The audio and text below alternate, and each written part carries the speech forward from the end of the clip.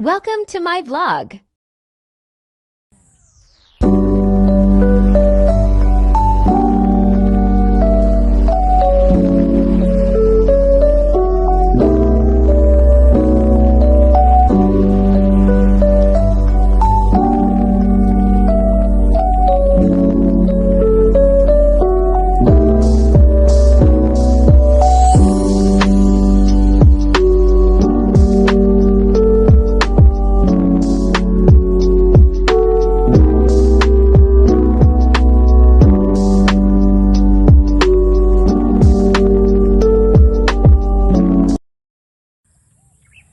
Hello guys, dito na naman tayo ulit sa ating tanimang gulay.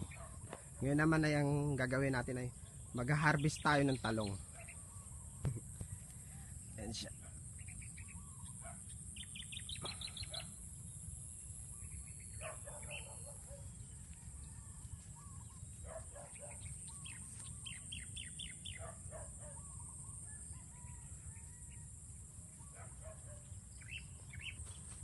Natapos na tayo mag-harvest ng talong.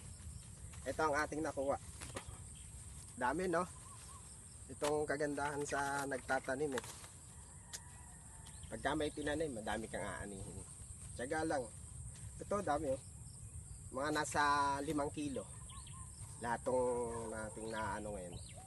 At nagpapasalamat tayo sa may kapal na binigyan tayo ng maraming bunga ng ating gulay. Magsipag lang at tiyaga. Yun lang. Hey guys, dami to. Thank you.